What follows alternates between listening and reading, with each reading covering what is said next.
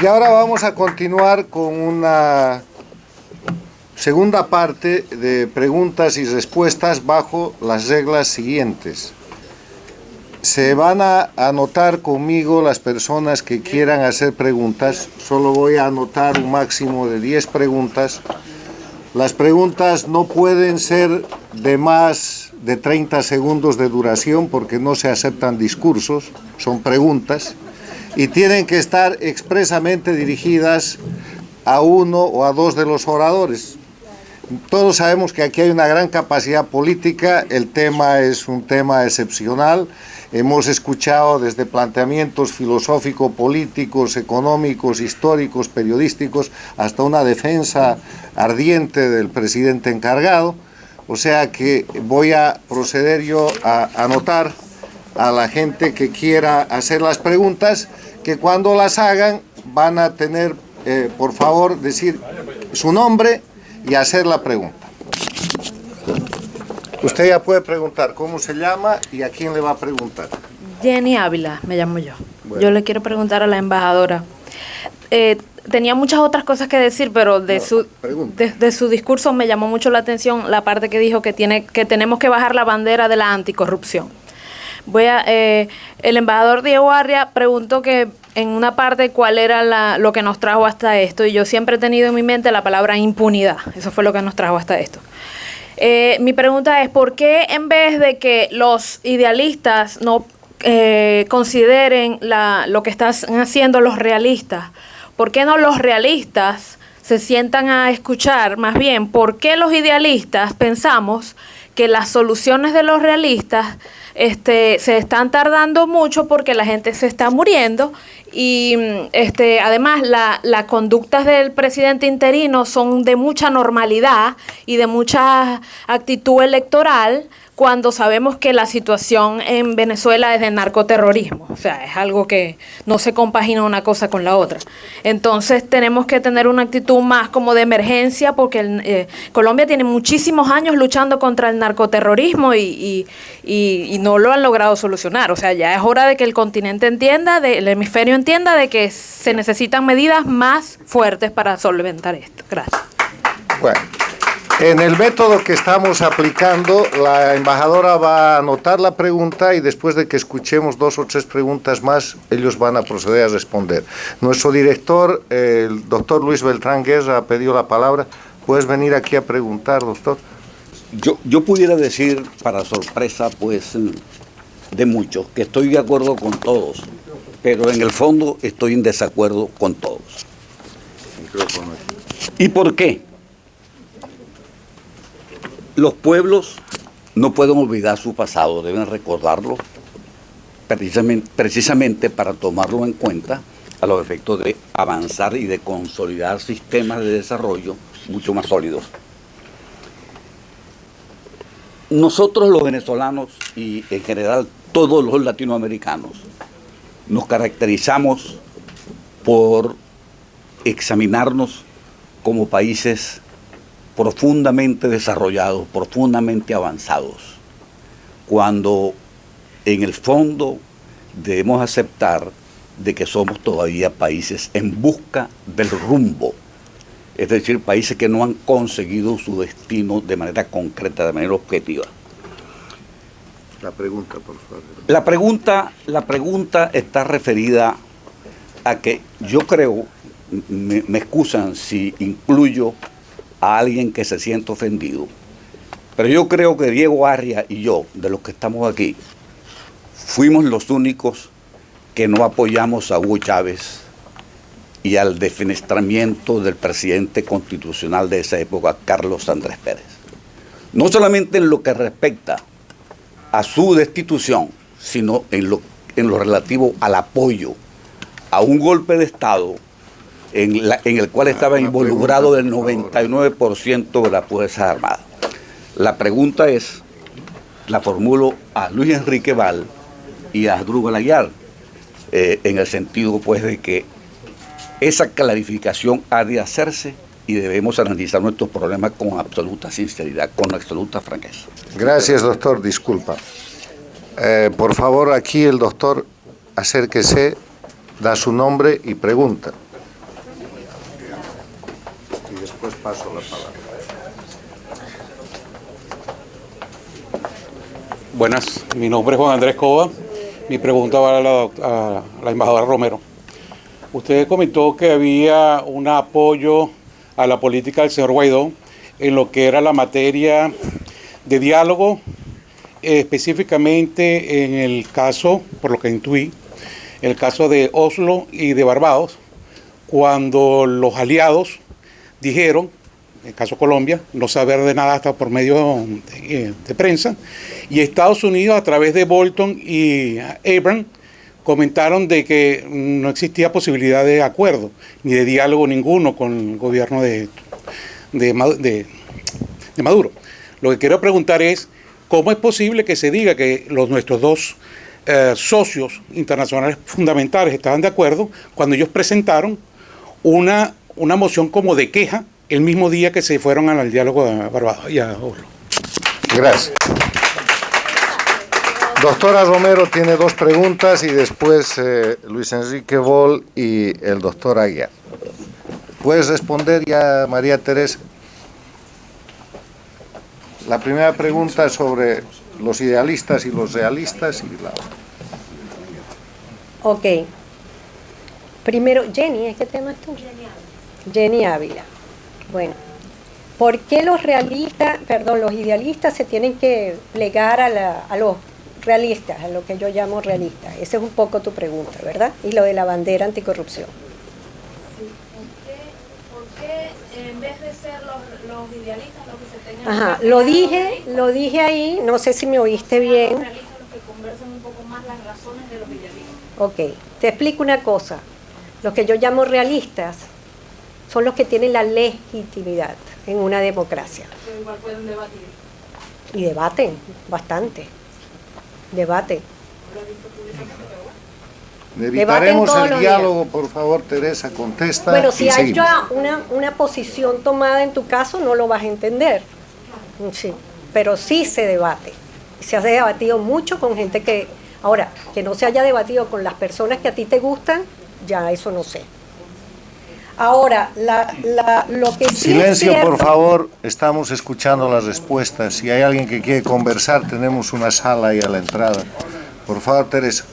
lo que yo digo, y por eso justamente los llamo realistas, porque el señor Trump o cualquier embajador o cualquier gobernante del mundo, y lo han dicho, hasta ayer salió la Unión Europea, dice que se sienta a hablar y tiene una disposición de ayudar, es con el presidente encargado, que fue a través de la Asamblea Nacional, porque eso es la democracia.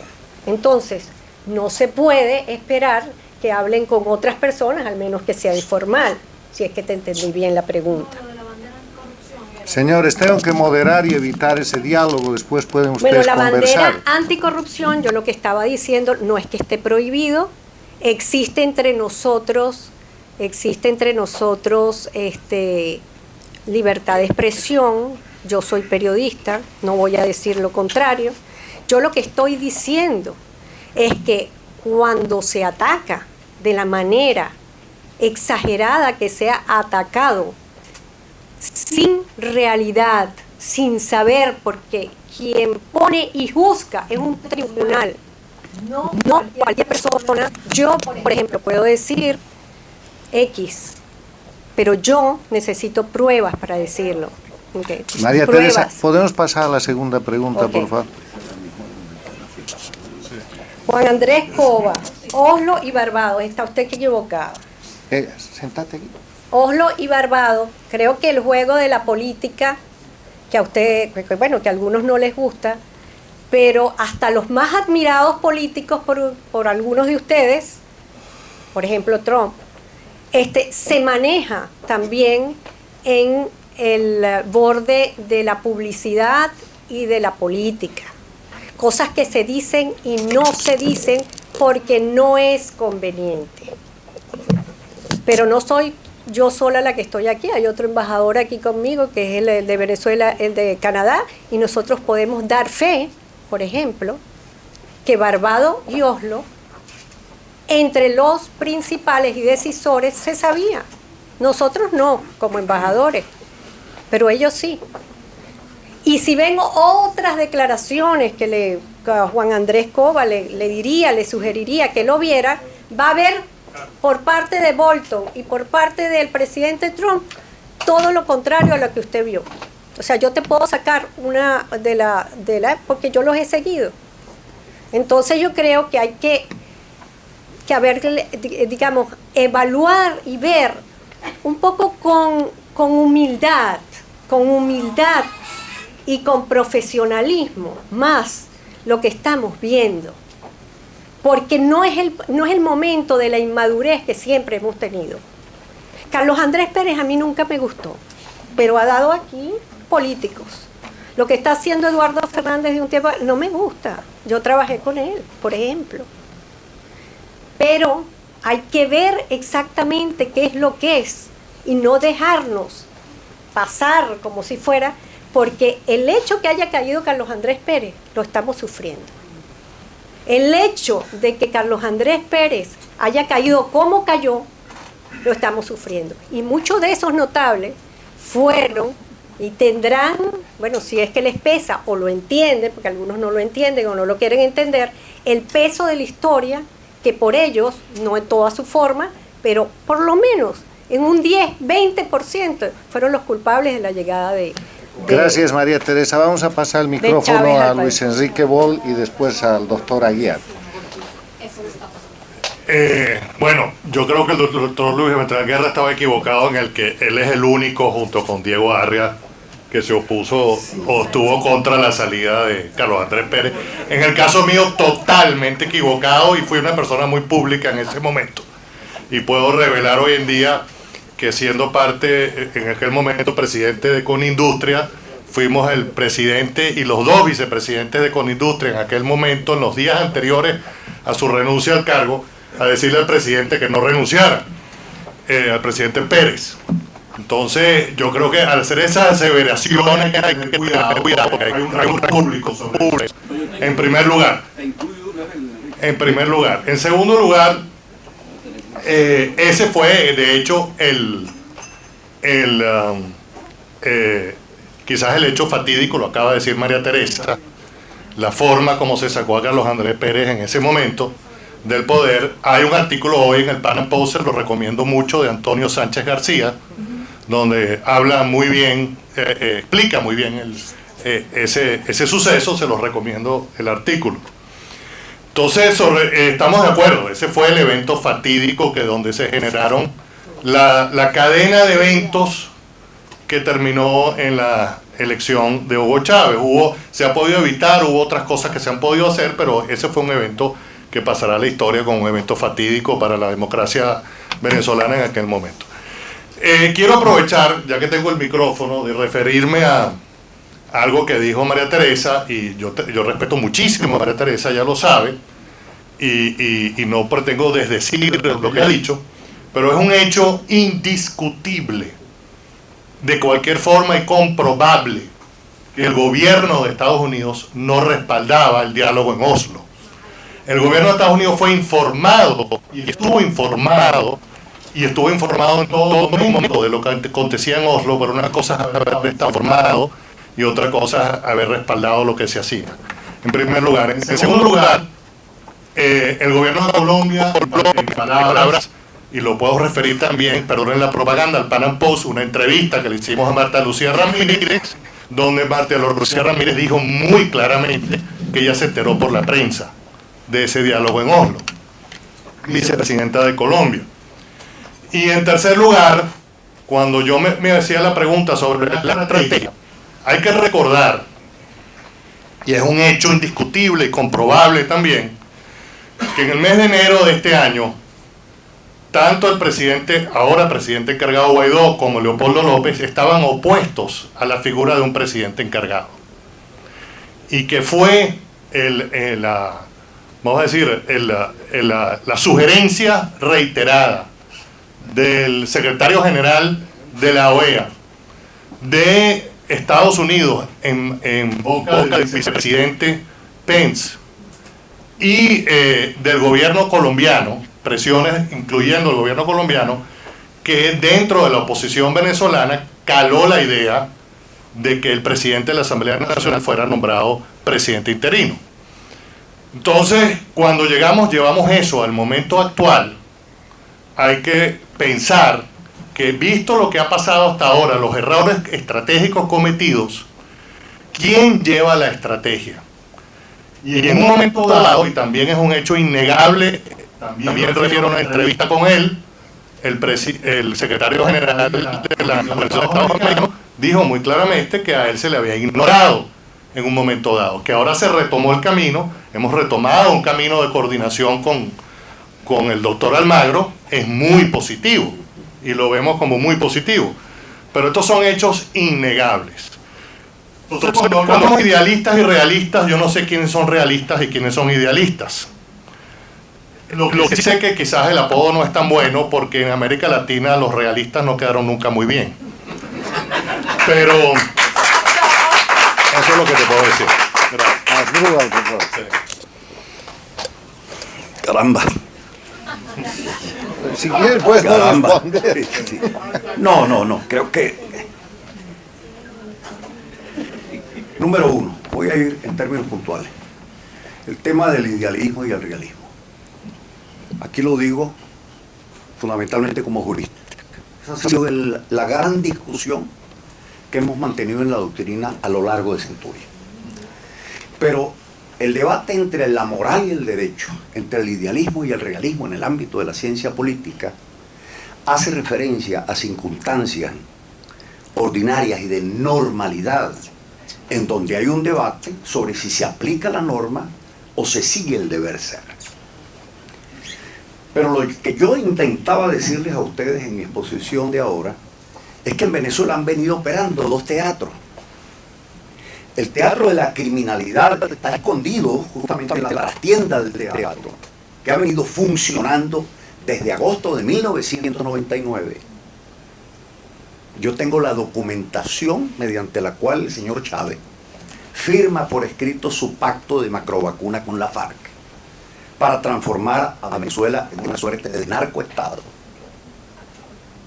Y resulta que paulatinamente ese tema, hasta el día de hoy, me sorprende, no entra en la mesa de los actores políticos, no solo internos en Venezuela, sino que, debo decirlo, lamentándolo, no hay manera de que prenda en el escenario del debate internacional. Y la gran pregunta es esta: ¿por qué se resuelve todo el debate en un problema de deficiencia institucional, de deficiencia democrática, de ausencia de reglas de juego para poder hacer elecciones limpias, cuando en el fondo tenemos en el hemisferio una suerte de confrontación abierta entre la criminalidad y un estado mínimo de derecho que podamos compartir civilizadamente los venezolanos y los latinoamericanos? Ese tema quería señalarlo de manera concreta. En segundo lugar, la pregunta que hace mi querido amigo, fraterno, con quien comparto líderes intelectuales desde hace mucho tiempo, Luis Beltrán Guerra.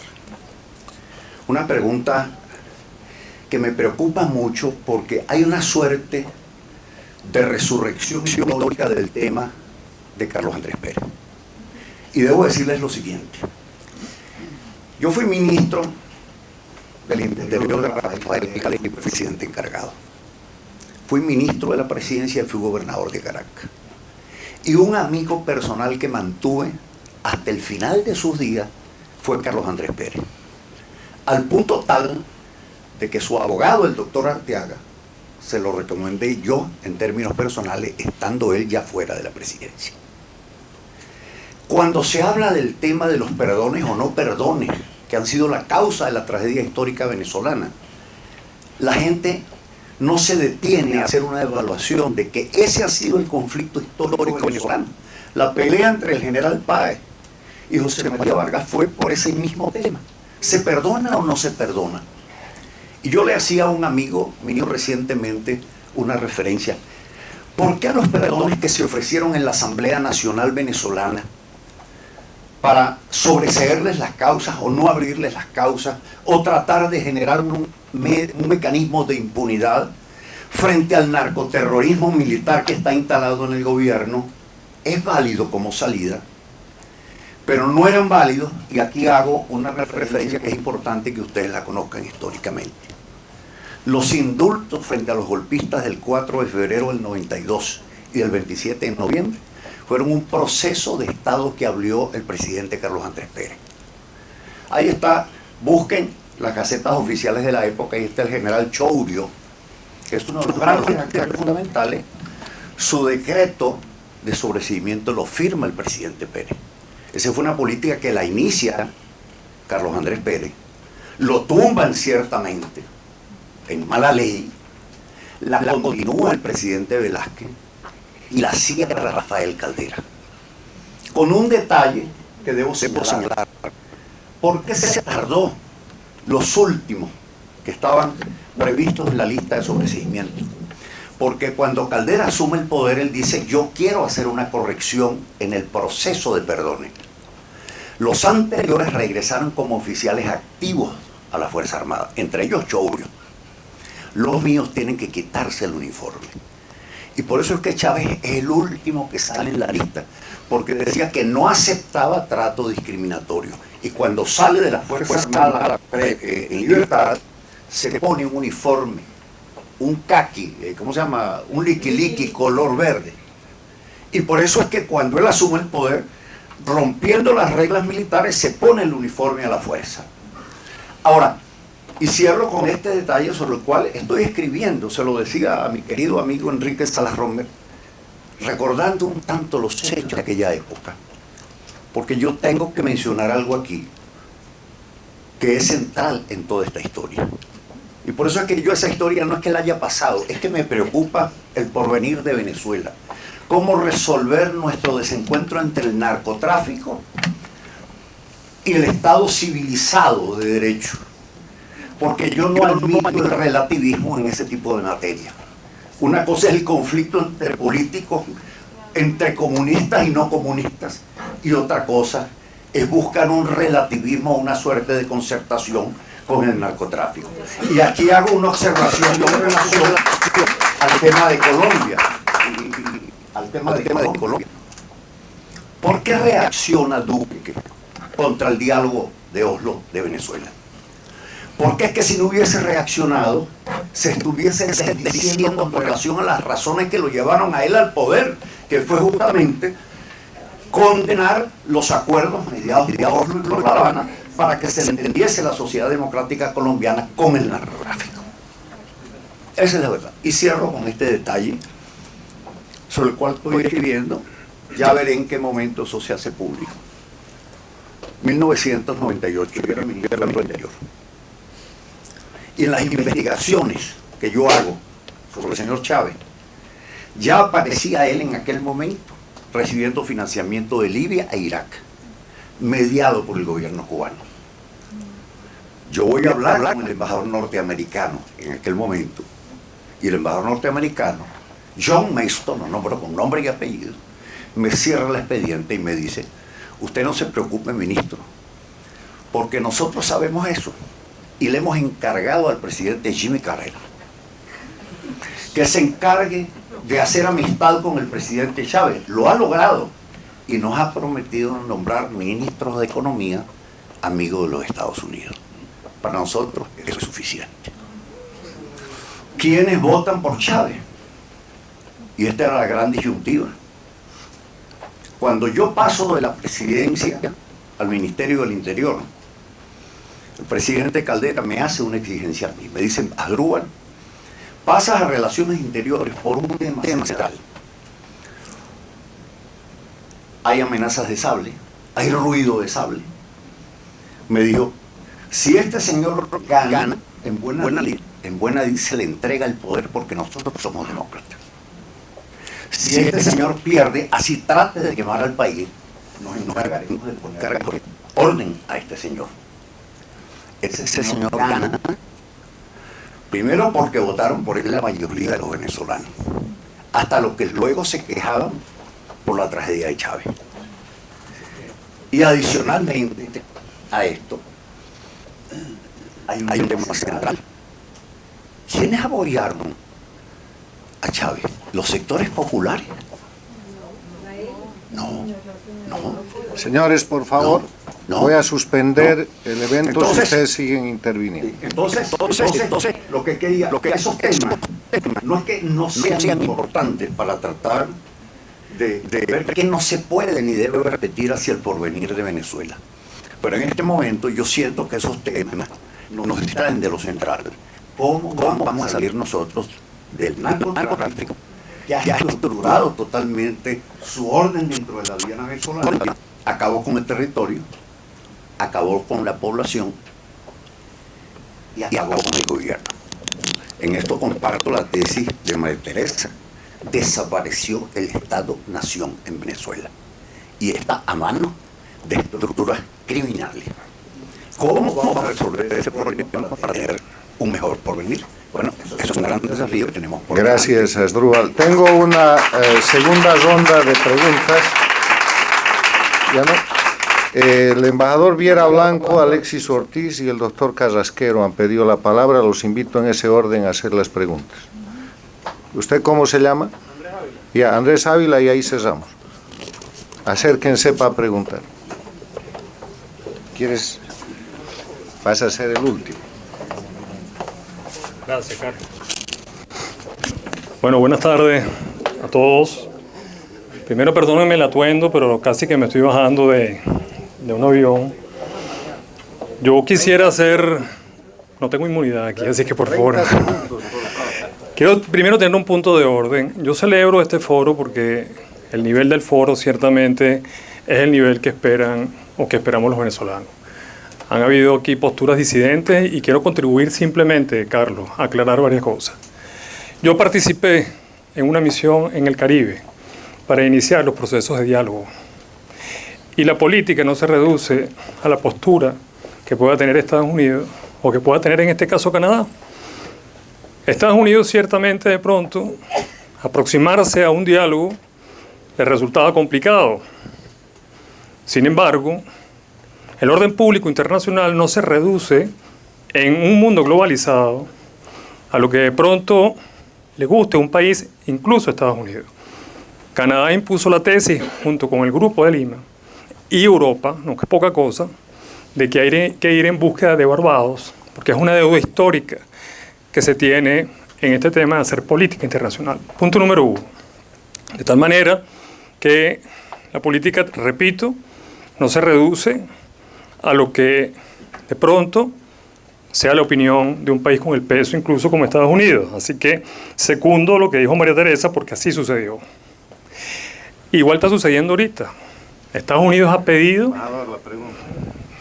Por favor, disculpa, pero tengo que ser igual de rígido. Le quería decir nada, no hay por lo pronto, no he tenido la experiencia en menos de 20... Hacemos otro foro y te invitamos. Bueno, no menos de 30 foros internacionales, ¿cómo no? Termino, dame 10 segundos, de ñapa.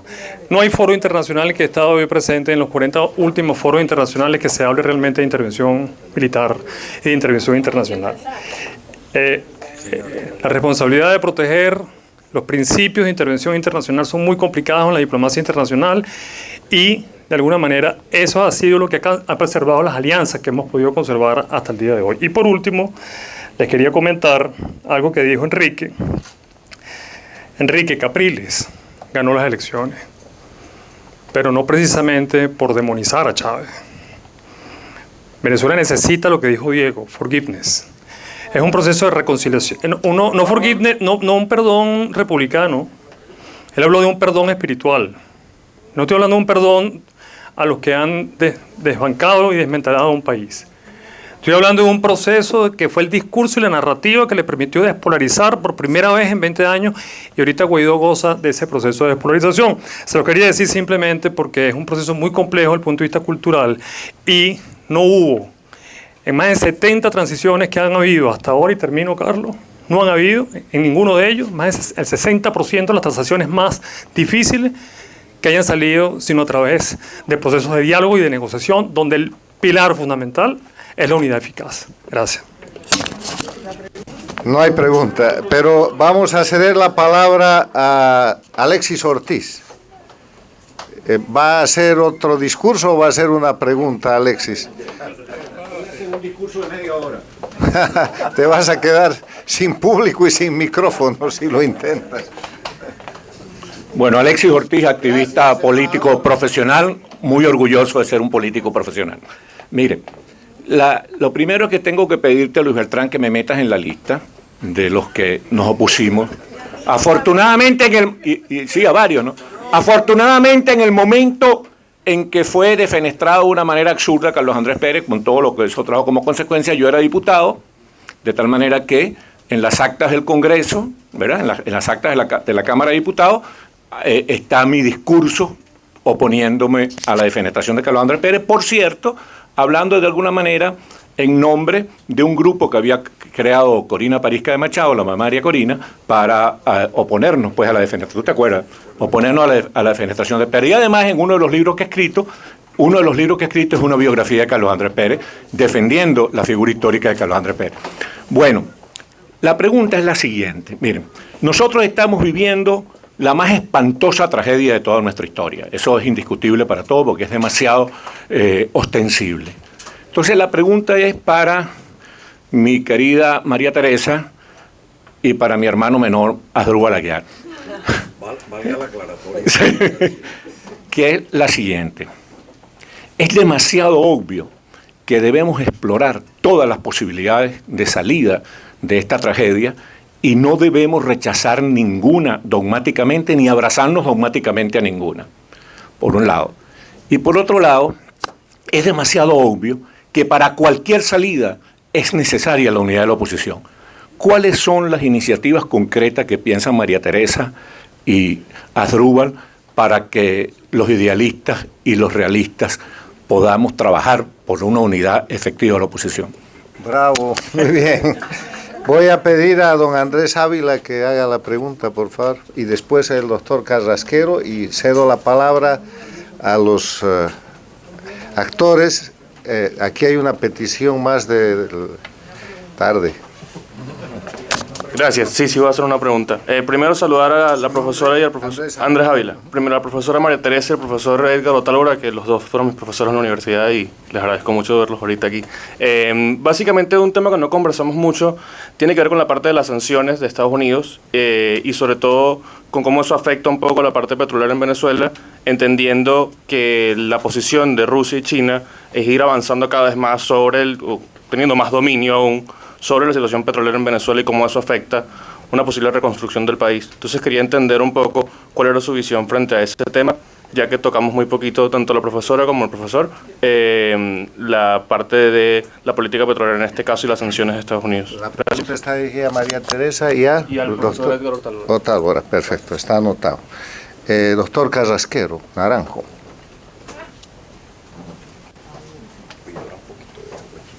Sí, ahora te traemos agua, ya está el agua, ahora te traemos. Un buen profesor mío me dijo alguna vez que todas las preguntas tienen una respuesta correcta. Depende. Quo vadis Venezuela. Depende. Y depende de una sola cosa. Depende si somos capaces de extirpar este cáncer, de extirpar el narcogobierno terrorista que tenemos instalado en el poder. Yo creo que seguir pensando que esto puede ser por las buenas, eso sí es idealista. Yo creo, la única pregunta que yo tengo, y voy a ser muy breve, pues la única pregunta que yo creo hacer es, ¿tú crees de verdad que es realista que Pablo Escobar se va por las buenas? ¿Tú crees que es sensato sentarse a negociar con narcoampones terroristas que albergan a Hezbollah, al ELN, a la FARC en Venezuela? En serio, porque yo no tengo ninguna duda de la legitimidad de la Asamblea de Guaidó. Eso es otra cosa. Pero que se presten a negociaciones, que vayan a negociaciones, que sabemos, además a lo largo de 20 años, que lo único que ha hecho es comprarle tiempo a la narcodictadura, eso sí me parece ingenuo, sí me parece idealista. Entonces la pregunta es, ¿quiénes son los realistas y quiénes son los idealistas? ¿Quién es la pregunta? A María Teresa. A María Teresa. Un momento. ¿No te has anotado? Ya no hay derecho.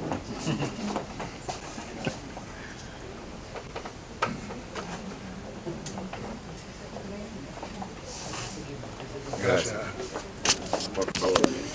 Mi pregunta va a ser muy concreta.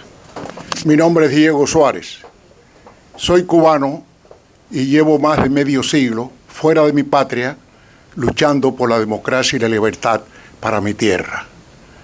Mi pregunta para los expositores es muy sencilla.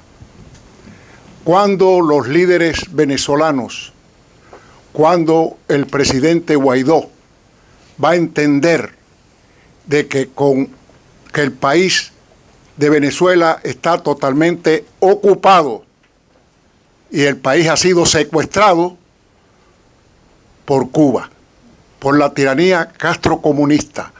El país fue secuestrado. ¿Hasta cuándo los idealistas o hasta cuándo los negociadores van a entender? Y esta película que están viendo ustedes por 20 años, ya nosotros llevamos más de medio siglo y casi estamos llegando a 60 años, con una diferencia, que en Cuba existieron ríos de sangre, con los fusilamientos, con la muerte, con la persecución y con la confiscación del 100% de la propiedad privada. Y eso llegará a Venezuela y está en camino. Cuando el presidente Guaidó y los líderes venezolanos van a entender que con una tiranía castrocomunista, chavista, terrorista, no hay absolutamente nada que negociar. Doctor. Hemos ampliado dos preguntas. Sí, hola, buenas noches. Mi nombre es Jesús Abeleo, gracias Carlos, y a mi querido profesor Asdrúbal Aguiar, mi profesor en la universidad. Cuando diste tu intervención, Asdrúbal, me quedé pensando en cuando dijiste algo de la implosión del teatro. Quisiera que no nos fuéramos hoy de aquí sin que nos indicara, en esa reflexión que hiciste, quién puede implosionar el teatro. Gracias. Beatriz. Señor, quiero hacer una pregunta muy sencilla. De verdad, cualquiera de los panelistas cree que se puede enfrentar y deshacer del de la estructura ilícita, que el narcotráfico es un solo aspecto, pero son todos los ilícitos que concurren en Venezuela y que están gobernando en Venezuela. ¿Ustedes creen que eso se puede hacer sin desbaratar toda la estructura de narcotráfico que hay en Colombia? Bueno, para cerrar el foro y escuchar a todos los panelistas y extraordinarios oradores que hemos tenido esta noche, yo voy a ceder en el orden inverso de la exposición la palabra 3 minutos a cada uno. Por favor, María Teresa, empiezas tú, porque estoy en el orden inverso de la exposición, voy a ir de abajo arriba. Pásenle el micrófono y 3 minutos. Puedes contestar todas las preguntas o alegar o fundamentar tu punto de vista y ya está.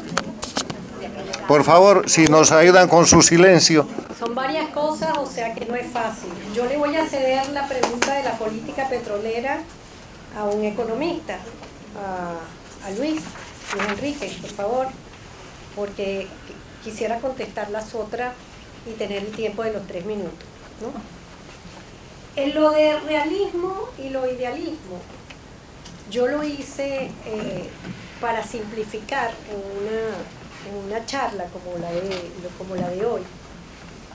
Básicamente 2 posiciones que se ven históricamente pero fundamentalmente en los últimos días. Eso no quiere decir que sea exactamente así, pero sí la gente tiende a irse a un lado o en el otro.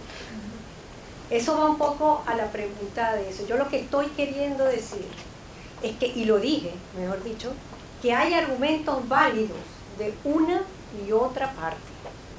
Hay argumentos, porque el deber ser está ahí, pero el realismo, lo que yo llamo realismo, ¿por qué lo llamo realismo? Déjenme explicarlo de nuevo. Realismo es porque se toman las decisiones consensuadas con los únicos pilares de poder factual que tenemos, que son la comunidad internacional y como son la Asamblea Nacional. Por favor, esa es tu visión. Por favor, escuchemos. No. Nada se puede utilizar cuando los socios internacionales te dicen no vamos a utilizar las armas y nosotras no las tenemos. Eso es actuar realistamente, porque tú tienes que contar con la ayuda de lo que tenemos. Yo no puedo romper esto si yo lo quiero. Por favor, No señor, lo les tiene. ruego un poco Cuando de aquí apuntan consideración. y echan la culpa a Juan Guaidó, no le pueden echar, por favor, no seas infantil. No se le puede echar la culpa a Juan Guaidó solo. Si no te gusta la estrategia, se lo tienes que echar a los socios nacionales e internacionales. Es lo que se tiene, porque eso yo lo llamo realista, porque es con lo que contamos. Lo demás es utopía, es lo que quisiéramos que pasara. Tú no puedes juzgar ni entender las cosas con lo que tú quisieras, sino con lo que hay. Si eso no lo pueden entender, para mí también, yo soy una de las que aquí he hablado y estoy de acuerdo, yo, María Teresa Romero, con el uso de la fuerza. Pero el uso de la fuerza no se va a dar si nuestros aliados no les da la gana. Punto. Y no quieren. Y no es nuestro trabajo convencerlos. Por favor, por favor. Ahí va lo que yo te dije, lo que pasa es que no oyes porque estás prejuiciado en una posición. ¿Y qué te crees tú? El primero que habló del TIAR fue Juan Guaidó, más nadie. Después vinieron los otros. Y no se tuvo después de meses y meses y meses logró ahora. ¿Por qué? Porque la comunidad internacional, como bien decía Rómulo Betancourt, es hipócrita. La comunidad internacional tiene que ver con los intereses y no se va a mover hasta que no les interese, porque tienen sus intereses. Lo dijo Kissinger. Entonces, cuando yo hablo de realismo, es que tú tienes que jugar, no con lo que tú quisieras, sino lo que es. Y esa es la política, nos guste o no nos guste. Gracias, María Puedo Teresa. seguir hablando después. Por favor. ¿Quieres seguir? Por favor. Dale, dale. Solamente una cosa para contestar. Yo sabía que no me iba a dar tiempo contestar lo de Alexis. Alexis, ¿cómo se hace para una unidad? Ahí tienen que participar también los dos. Y por eso hablé de humildad. Humildad. Yo tengo amigos, vamos a poner de una parte o de otra, o no, que hay que sentarse a hablar. Y no se han sentado a hablar como corresponde, porque también tienen sus intereses y sus preferencias políticas. Porque no son los buenos y los malos, todos tienen lo bueno y lo malo encima. Porque no se trata de aquí yo tengo razón y otro. No, hay razones. Hay que sentarse a discutir y ellos se tienen que ver y tienen que, para lograr eso, tienen que ver el momento histórico que estamos viviendo. Estamos perdiendo la República, si no es que ya lo perdimos. Entonces hay que sentarse a ver. Con los narcotraficantes. Por favor. Hay que hablar, pero es la razón. Por favor. Voy a dar el uso de la palabra a Edgar Otálvora. Estamos yendo de abajo arriba. Gracias, María Teresa. Gracias. Un alumno preguntaba del problema del petróleo. Quiero hacer mención a que en Arabia Saudita hace varias semanas hubo un ataque contra un par de 3 días. con tubos de petróleo, que llevan petróleo, y hace 4 días hubo un ataque a la principal refinería en Arabia Saudita, que queda a 60 kilómetros de la ciudad petrolera, de la dirección petrolera de Arabia Saudita, y que sacó el 50% de la producción de Arabia Saudita del mercado. Como ustedes saben, no pasó nada. Estoy poniendo sobre la mesa un tema, se movió el precio $1, $2, bajó al día siguiente, pocas horas después, no hubo guerra, no hubo crisis. Estoy usando un ejemplo de prensa muy elemental y además que está en la mente de todos los que estamos acá, que leemos prensa, vemos televisión, vemos noticias, para resaltar, aprovechando la pregunta del joven que se identificó y me alegra como mi exalumno, para poner sobre la mesa un asunto que creo que también hay que mencionar de manera cruda, es que no estamos en la Segunda Guerra Mundial ni en la posguerra, y que el panorama internacional cambió, y que quien quiera hacer política pensando que es Moscú versus la capital de los Estados Unidos donde se juega, y solo se juega así, le faltan fichas en el tablero. Esto me preocupa cuando escucho las intervenciones que ha habido acá, que las siento, sin menoscabo valorativo que pareciera que estamos hablando en el año 55. Y no es así, hay una variable más complicada, sino, y voy a terminar con esto para no entrar en honduras de temas, de líderes, de partidos, de estrategias, porque además realmente profesionalmente me resulta un tanto complicado discutir estrategias con tanta gente y esperar conclusiones. Yo lo único que voy a decir para concluir es que las variables que hay que poner sobre la mesa son muchas más, y que lamentablemente el juego no es blanco-negro. Gracias. Gracias. Vamos a ceder el micrófono a don Luis Enrique Bol. Bueno, empezando por lo que acaba de decir Edgar,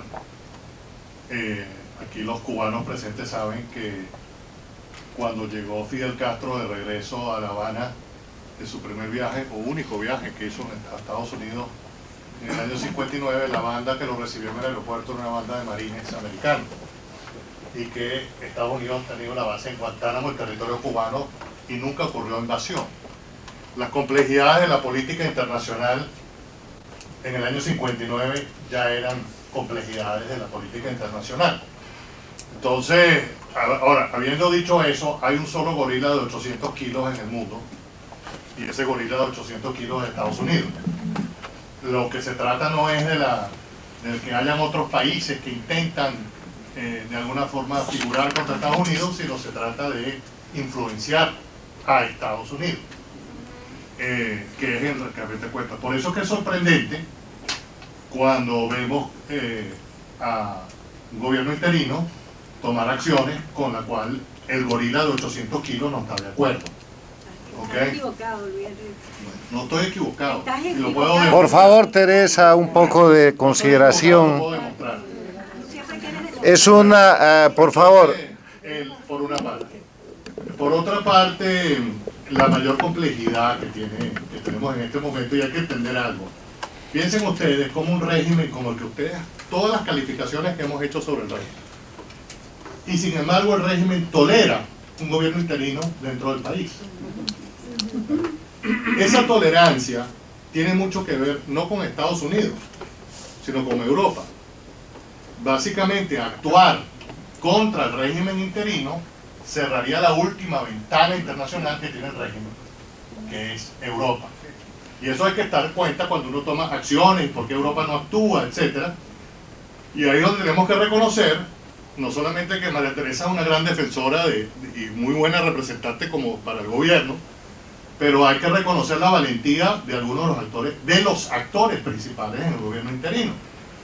Porque si Europa llegara a tomar una decisión que se una de alguna manera a las sanciones americanas formalmente, eso puede automáticamente generar el aplastamiento del gobierno interino. Y eso tenemos que estar conscientes todos. Pero cuando vemos las realidades internacionales, eso hay que tomarlo en cuenta. Ahora, sobre el tema petrolero, brevemente, el tema petrolero, Irán, que tiene un gobierno más competente que estos payasos que están en Venezuela, narcotraficantes, con las sanciones de Estados Unidos ha bajado la producción de 5 millones de barriles a 1 millón. Irán. Los chinos no han podido hacer nada, los rusos no han podido hacer nada. La producción iraní ha bajado en 4 millones de barriles por las sanciones de Estados Unidos. Y la otra cosa es la Compañía Nacional de Petróleo China, que es la compañía del Estado chino, anunció su retiro de Venezuela por las sanciones de Estados Unidos. Porque la Compañía Nacional de China, China National Oil Company, no puede operar internacionalmente si Estados Unidos la sanciona. Entonces, esto que estamos hablando, que el petróleo venezolano, los rusos y los chinos, con las últimas sanciones de Estados Unidos, volvemos a hablar del tema. El único gorila de 800 kilos en el mundo es Estados Unidos, y lo demuestra cada día, y lo demuestra con acciones como esa. Entonces, lo que yo quisiera ver como venezolano, reconociendo la valentía de Juan Guaidó, reconociendo que personas como María Teresa están haciendo un trabajo excelente en defensa de ese gobierno, es que el gobierno demostrara de alguna forma, viéramos de alguna forma fehaciente, que hay una dirección estratégica, que esa dirección estratégica está bien coordinada frente a, 1, influenciar a Estados Unidos, 2, influenciar a Europa, 3, apoyar a Duque, 4, coordinarse con Bolsonaro. Lo que hemos visto es descoordinación, lo que hemos visto es actuaciones que no se ven coordinadas. Estoy seguro que ustedes entre los embajadores han tenido reuniones y se han intentado cosas, pero lo que se percibe a simple vista es que no hay una coordinación. Y sobre todo lo que dije en mis palabras, no se ve por las personas que rodean al presidente Guaidó, por los partidos que rodean al presidente Guaidó, que su primer y único objetivo sea la salida del régimen. Gracias. Asdrúbal Aguiar, para cesar el rol de oradores. Sí, quisiera hacer un aporte constructivo, sobre todo luego de la forma en que nos intimó Alexis. Primer punto, el tema de cómo aproximar al mundo de lo ideal con lo real.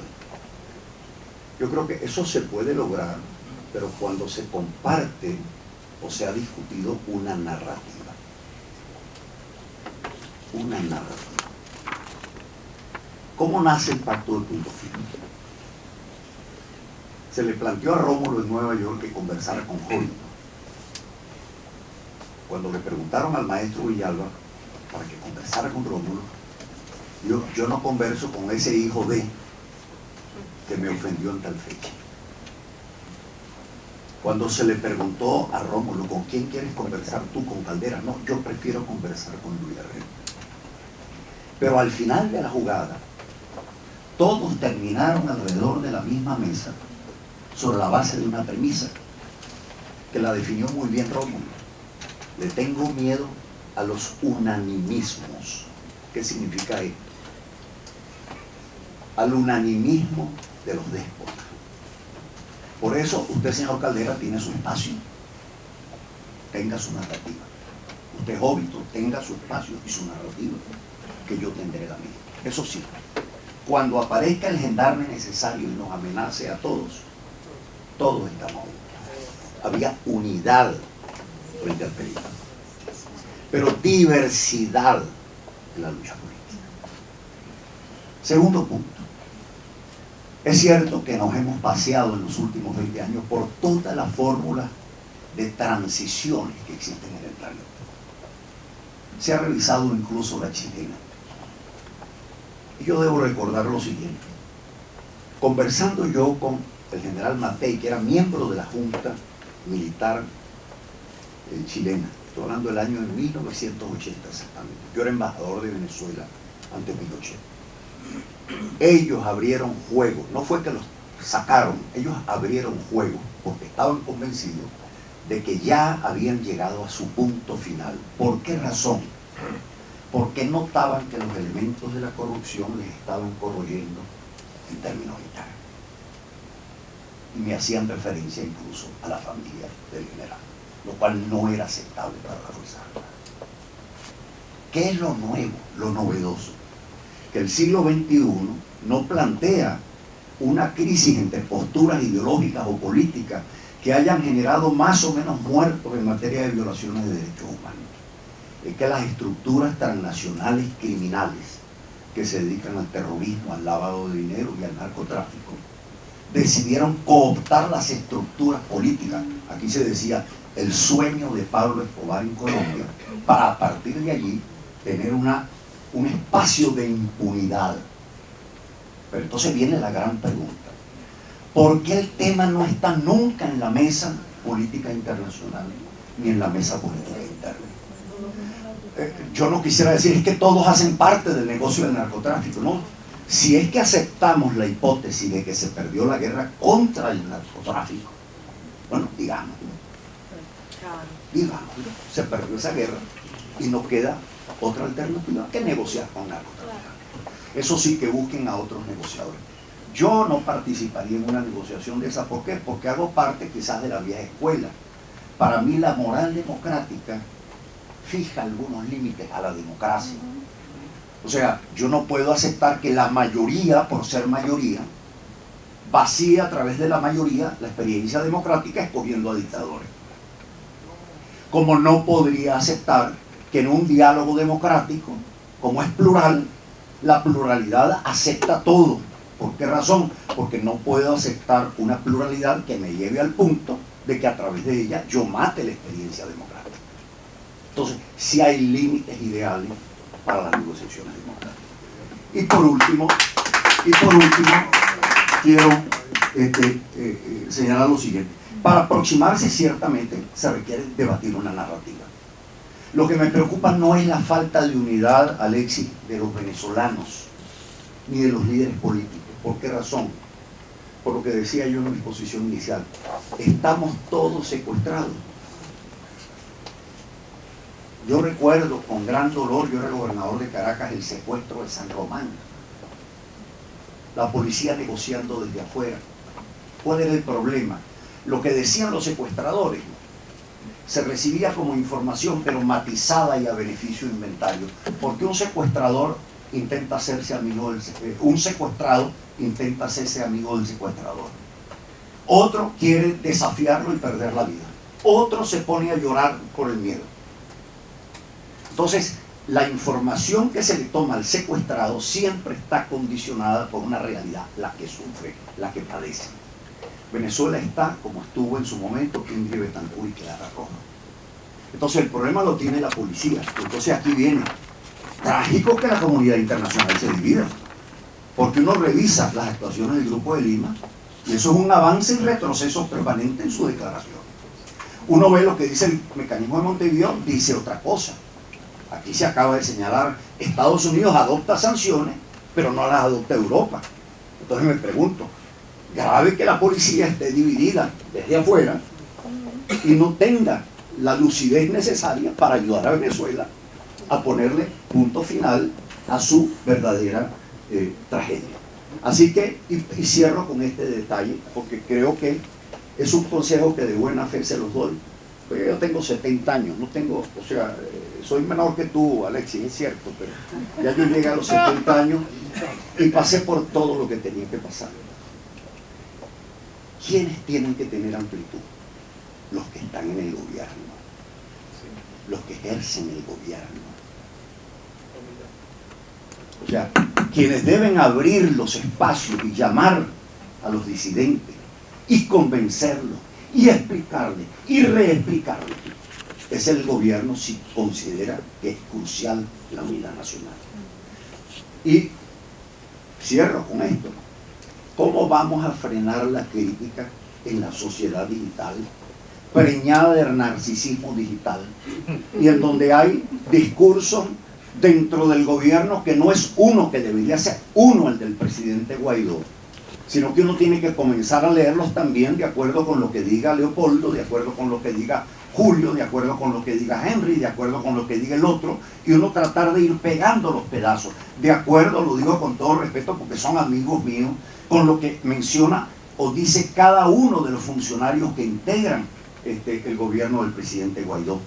Tiene que haber una unidad, que sé que es muy difícil, porque lamentablemente es la realidad, aquí sí somos realistas, es un gobierno parlamentario.